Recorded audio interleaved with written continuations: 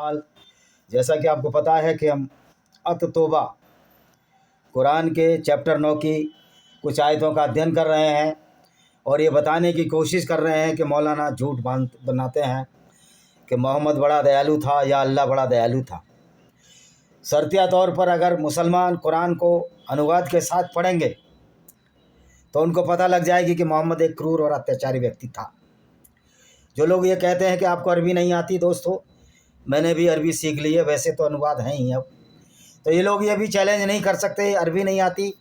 बात एक्शन का होती है। अगर मोहम्मद के दामाद हज़रत अली ने 2 यहूदियों को ज़िंदा जला दिया क्योंकि उन्होंने इस्लाम छोड़ दिया था, फिर यहूदी हो गए थे, तो ये एक्शन है। भाषाएं संप्रेषण करने का तरीका अलग हो सकता है। कत्ल को उर्दू में कत्ल कहा जाएगा, हिंदी में हत्या कही जाएगी और अरबी में किताल कहा जाएगा, इंग्लिश में मर्डर कहा जाएगा या किलिंग कहा जाएगा, लेकिन उससे एक्शन तो फ़र्क नहीं पड़ता। भाषा बदलने से आदमी के क्रियाकलाप के आदमी का चरित्र नहीं बदलता। अगर कोई व्यक्ति लुटेरा है, चाहे वो अरब में लूट करे, चाहे तुर्की में लूट करे, चाहे हिंदुस्तान में लूट करे, वो लुटेरा ही होगा। ये अलग बात है तुर्की में उस लुटेरे को कुछ और कहा जाएगा, हिंदुस्तान में कुछ और कहा जाएगा और अरब में कुछ और कहा जाएगा। तो दोस्तों ये सब बहकाने वाली बात है मौलानाओं की।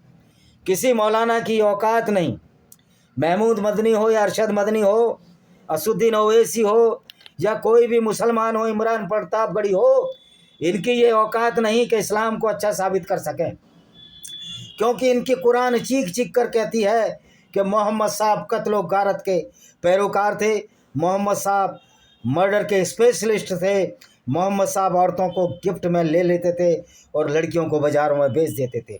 तो ये जो सारा क्रियाकलाप है ये आपकी कुरान और हदीसों से मिलता है।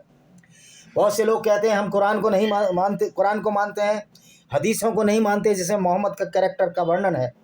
तो मैं पूछना चाहता हूँ, हदीसों में तो, कुरान में तो नमाज का जिक्र नहीं है, कुरान में बहुत सी ऐसी बातों का जिक्र नहीं है, ईद का जिक्र नहीं है, तो हदीस के बिना तो कुरान कंप्लीट नहीं है। इसलिए हम कुरान को लंगड़ी लूली किताब कहते हैं, क्योंकि ये लंगड़ी लूली किताब इसलिए है कि एक तो इसमें कोई डिस्क्रिप्शन क्लियर नहीं है, सीक्वेंस में है नहीं ये किताब मोहम्मद ने जैसे उतारी, अपनी मर्जी से उतारी, अपने फ़ायदे के लिए उतारी, झूठे अल्लाह के नाम पर, वैसे ही ये किताब उतरती चली गई।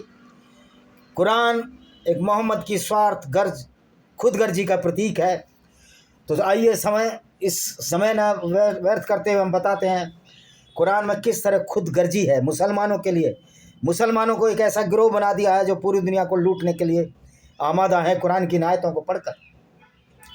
तो आज 121वीं आयत है, 9 आयत बची हैं। आज 9 आयत का हम इसका अनुवाद भी करेंगे, इसको अरबी में भी गाएंगे।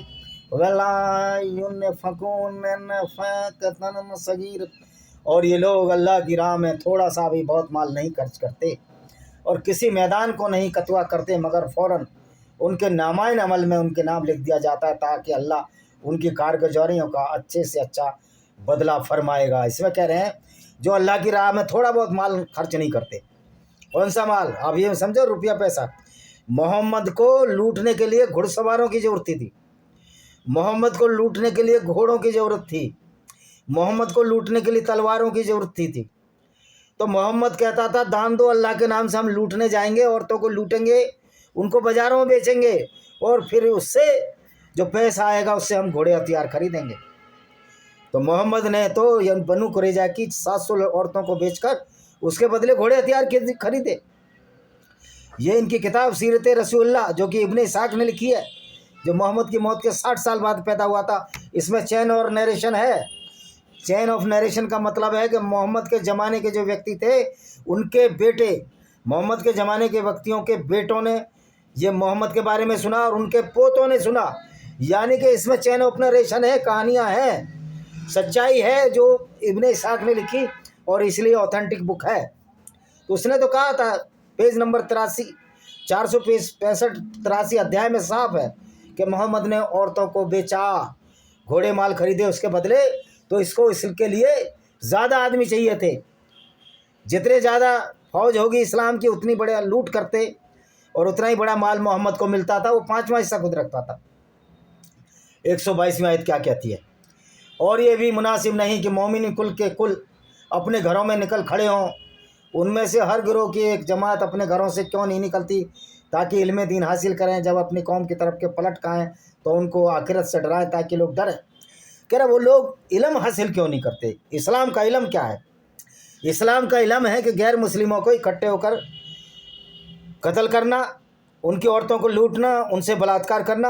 आपने देखा है जब भी कोई शुक्रवार की नमाज होती है तो ये इस्लामिक गुंडों की फ़ौज मस्जिद में जमा होकर इसी तरह बाहर पत्थरबाजी करती है, क्योंकि कुरान में यही पढ़ाया जाता है कि सारे इकट्ठे हो जाओ। अब भारत तो एक लोकतांत्रिक देश है, वैसे तो कुछ पिस्टल चलाते भी मुसलमान देखे गए हैं, लेकिन उनको 72 हुरों के पास ही भेज दिया जाता है, क्योंकि अल्लाह है ही नहीं। ये अल्लाह के नाम से जो गुंडों की फ़ौज तैयार की मोहम्मद ने, उससे आज पूरी दुनिया को तकलीफ हो रही है। तो ये कहते थे कि उनको इल्म सिखाओ कि कैसे लूटना है, कैसे दूसरों के मंदिर तोड़ने हैं, उन पर मस्जिदें बनानी है, कैसे यहूदियों के सिनेगोग तोड़ने हैं, उन पर मस्जिदें बनानी है, किस तरह ईसाइयों के चर्च तोड़ने, उन पर मस्जिदें बनानी है। यहाँ तक कि हर मंदिर साहब को भी 2 बार तोड़ा गया। मैं उन खालिस्तानी सिखों से कहना चाहता हूँ, याद करो जब गुरुओं के 2 बच्चों को जिंदा दीवार में चिन दिया था, और 2 बच्चों के लिए जब उनकी डेथ हो गई उसके लिए टोडर मरने सरपियाँ दी थी। कल परसों भी शेखपुरा से एक सिख लड़की का लेकर उसको ज़बरदस्ती निकाह पढ़ा दिया गया। तुम 1.5-2 करोड़ लोग हो, इस्लाम की इतनी बड़ी फ़ौज है, उससे यहूदी तो लड़ सकते हैं, क्योंकि उनका विज़न क्लियर है कि इस्लाम का रहने वाला मानने वाला कोई अच्छा व्यक्ति नहीं होता। लेकिन तुम उन्हीं के हाथों खेल रहे हो, एक दिन तुमको भी ये कत्ल करेंगे, क्योंकि इस्लाम की नज़र में सिख भी गंदे हैं, नजस है, नीच है। 123, हे ईमानदारों, कुफ्फार में से जो लोग तुम्हारे आसपास हैं उनसे लड़ो, और इस तरह लड़ना चाहिए कि तुम में करारापन महसूस करें, और जान रखो कि बेसुबह अल्लाह परहेजगारी के साथ है। कह रहा ईमानदारों में जो कुफ्फार हैं, यानी कि ईमान तो रखते हैं, लेकिन जो तुम्हारे कुफ्फार हैं यानी कि इस्लाम को मानते नहीं हैं, तुम्हारी डर की वजह से उनसे लड़ो। इस तरह लड़ना चाहिए कि तुम पर करारापन महसूस करें, यानी कि तुमसे डरें, तुमको डराओ धमकाओ, यानी कि फुल टू फुल गुंडागर्दी और डिक्टेटरशिप का नाम इस्लाम है। 124, जब कोई सूरह नाजिल किया गया तो उन मुनाफिकों में से एक दूसरे से पूछता है, भला इस सूरह में तुम में से किसी का ईमान बढ़ा दिया? और जो लोग ईमान ला चुके उनका तो इस सूरह ने ईमान बढ़ा दिया। वह वहाँ कह रहे जो भी कोई सूरह आती थी, मोहम्मद उतारता था अल्लाह के नाम से, वो पूछते हैं कि तुमने ईमान बढ़ाया? हाँ, ईमान बढ़ेगा।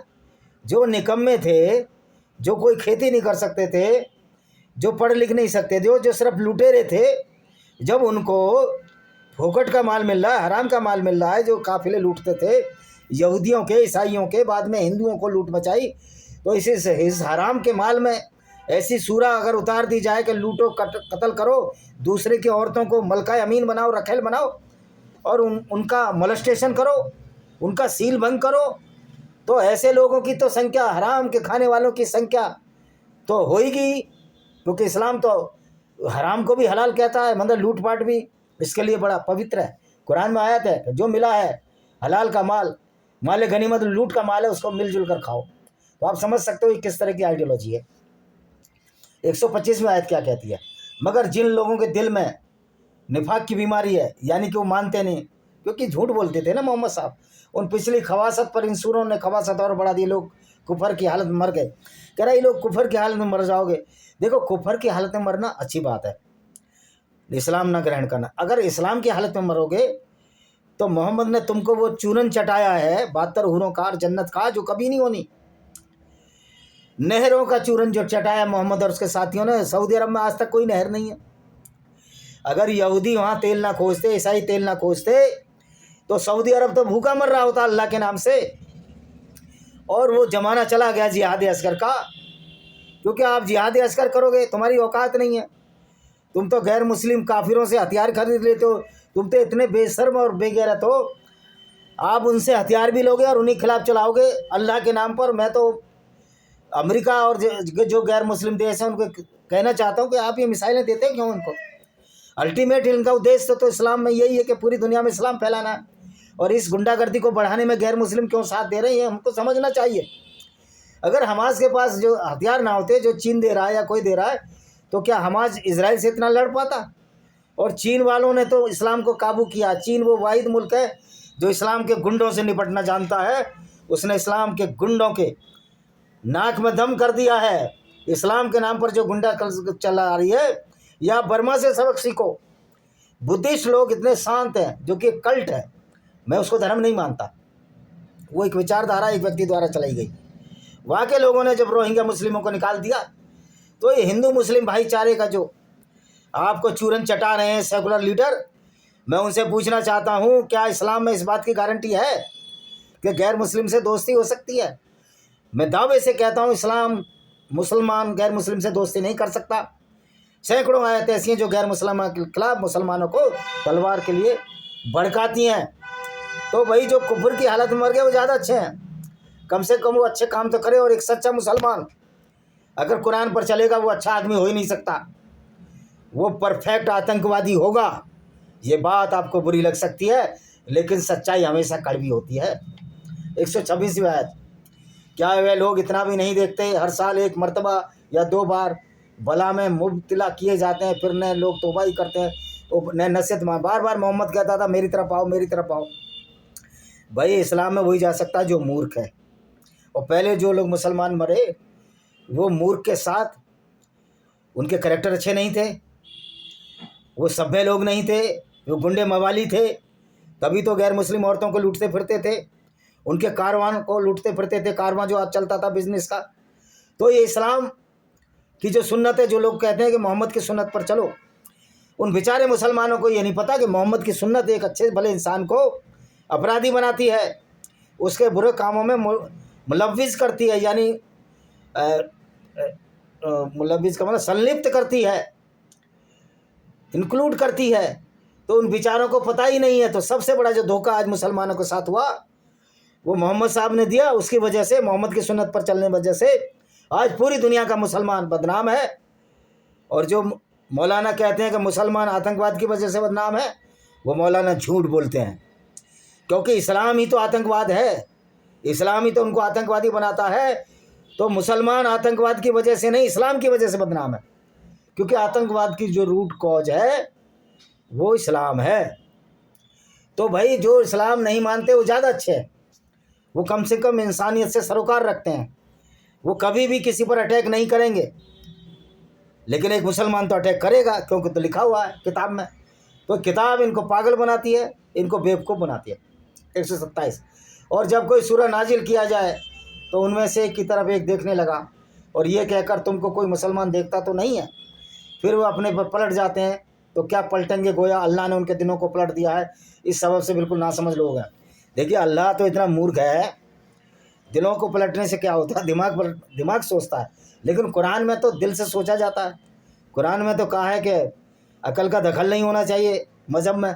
तो ये मूर्खों की जो आइडियोलॉजी थी, मोहम्मद ने इतनी ठूस कर दिमागों में भर दी। हमारे सीधे मुस्लिम भाइयों को ये भी नहीं समझ में आता कि हम अपराधी हुए जा रहे हैं इस्लाम की वजह से। आज जेलें भरी पड़ी हैं हिंदुस्तान की, इवन पाकिस्तान में भी इस्लामिक गुंडों से जेलें भरी हुई हैं। साद रिजवी को आर्मी ने गोली मारी तो कह रहा था, अल्लाह के हम पर गोली मत चलाओ। हो भाई, मुझे दाद देनी पड़ेगी पाकिस्तान आर्मी में। उसने भी कुछ ऐसे लोग हैं जो इस्लाम को बाय बाय कह चुके हैं। ये बराए नाम का इस्लामिक कंट्री है पाकिस्तान के। उन लोगों को मैं दाद देना चाहता हूँ, पूरी दुनिया के उन दाद देना चाहता हूँ जो कहने को मुसलमान है लेकिन इस्लाम पर नहीं चलते। और यही लोग आगे चलकर पूरी दुनिया को बचाएंगे। यही मुस्लिम जो आज एक्स मुस्लिम हो रहे हैं, पूरी दुनिया को इस्लाम के आग से बचाएंगे। किस तरह बचाएंगे? लोगों को जागरूक करेंगे कि कुरान में ऐसा कुछ नहीं अच्छा है जो मौलाना बताते हैं। इस्लाम कबूल करने के लिए कुरान में कोई जगह नहीं है। कोई समझदार व्यक्ति क्यों इस्लाम कबूल करके लुटेरा, बलात्कारी और रैपिस्ट बनना चाहेगा? कोई नहीं बनना चाहेगा। तो आज जो एक्स मुस्लिम है और जो मुसलमान नाम रखे हुए हैं लेकिन इस्लाम को नहीं मानते, उन लोगों को मैं धन्यवाद देना चाहता हूँ। वो इंसानियत के बहुत बड़े मसीहा हैं और मोहम्मद उनकी तुलना में कुछ भी नहीं है, क्योंकि वो लोगों को बचा रहे हैं। वो लोगों को कत्ल होने से बचा रहे हैं, औरतों को बलात्कार होने से बचा रहे हैं। इसके बरक्स मोहम्मद लोगों को, गैर मुस्लिम लोगों की औरतों के साथ बलात्कार के लिए उकसाते थे, उनके काफिले लूटते थे।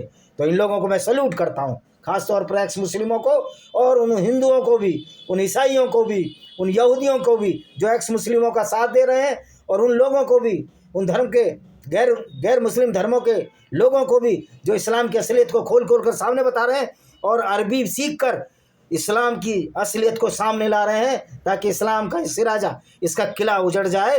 और किला तो ये गिरने ही वाला है, बस इसकी नींव खोखली हो चुकी है। 128 लोगों, तुम में से हमारा एक रसूल तुम्हारे पास आ चुका, जिसकी मेहरबानी की हालत है, उस पर दुख है कि तुम तकलीफ़ उठाओ, उसे तुम्हारी बेदी का होका, ईमानदारों पर हद दर्द सब। अब ऐसा एक रसूल आया, ये कहते हैं 1,40,000 रसूल आए, लेकिन अकेला एक आखिरी रसूल था इस्लाम का, जो लूट भी करता था, जो औरतों को बाज़ारों में बेच देता था, और जो औरतों को रखेल बनाता था, औरतें गिफ्ट में भी लेता था। अब कहेंगे कौन सी औरत गिफ्ट में ली, तो पूरा एक वीडियो में डाल दूंगा, उसमें मेरा एक वीडियो और मिल जाएगा, बिना सोचे समझे मुझे क्या डालना है। आप तो हमारे लिए बहुत अच्छे लोग हो। हे रसूल, अगर इस पर भी ये लोग तुम्हारे हुक्म से मुंह फेरें तो तुम कह दो मेरे लिए अल्लाह काफ़ी है, उसके सिवा कोई माबूद नहीं, मैंने उस पर भरोसा रखा है, वही अर्श ऐसे बुजुर्ग का मालिक है। कह रहा है उससे कह दो मुंह फेरे तो अल्लाह काफ़ी है, इसके सिवा कोई माबूद नहीं है, इसके सिवा कोई भी माबूद नहीं है। भाई अल्लाह काफ़ी है तो अल्लाह के जिए रहो, अपना क्यों लूटपाट करते हो तुम? अपना कमाओ और खाओ, मानो अपने अल्लाह को जेब में डालो, पॉकेट में डालो, टोपी में रखो, सर पे बैठो, बगल में बैठाओ। लेकिन जब ये अल्लाह की बात, दूसरों को कत्ल करोगे तो अल्लाह की ऐसी तैसी, दूसरों को जो कत्ल करेगा, जो इस्लामिक टेररिस्ट होगा, उसके खिलाफ पीतल की गोली सेना और पुलिस नहीं भरेगी, पब्लिक भी भरना शुरू कर देगी, और ये अमेरिका में हो चुका है। इसी के साथ मेरी एक किताब और पढ़ लेना भाई, अच्छी लगे तो। पैनोरमा ऑफ डेमोक्रेसी, किस तरह कांग्रेस पार्टी ने हिंदुओं के साथ खेल खेला, उनके वर्शिप एक्ट में उनके किले छिनवाए, और वक्फ बोर्ड भारत का सबसे बड़ा गुंडा है जो एनक्रोच कर रहा है, क्योंकि इस्लाम तो वैसे भी गुंडागर्दी है। इस्लाम तो गैर मुस्लिमों के पूजा स्थल, उनकी बेटी बहुओं की बेइज्जती, उनको कत्ल करने का एक प्रतीक है। तो वक्फ बोर्ड इस्लाम में सबसे बड़ा गुंडा बोर्ड है, जो कि इस्लाम की विचारधारा पर चलकर यहाँ गुंडागर्दी फैलाकर पूरी हिंदुस्तान की ज़मीन को कब्जा किया। लेकिन ये ज़मीन हमको वापस लेनी होगी। याद रखो, ये मुल्क उन लोगों का नहीं हो सकता जो इस्लाम के नाम पर लूटपाट करें, औरतों से बलात्कार करें। ये मुल्क उन लोगों का है जो औरतों की इज्जत करते हैं, जिनकी लिखा हुआ है वसुदेव कुटुंबकम, यत्र पूजते नारी तत्र पूजते रमते देवता, समर्थ भवन्तु सुखिनः सन्तु निरामया। और इस तरह वसुदेव कुटुंबकम, ऐसी इस्लामिक गुंडागर्दी को हिंदुस्तान सहन नहीं कर सकता, और कोई भी दुनिया का कोई any country of the world, whether the Christian majority, Jewish majority, or the Hindu majority, or the Buddhist majority, cannot absorb this Gunism of Islam, that is the killing of the non-Muslims, rapes with the non-Muslim women, and the robbery of the non-Muslim men। इसी के साथ मैं ये video को विराम देता हूँ। मेरी 10-12 किताबें ज़रूर पढ़िए, खरीदिए। वंदे मातरम, जय हिंद, आपका दिन शुभ हो।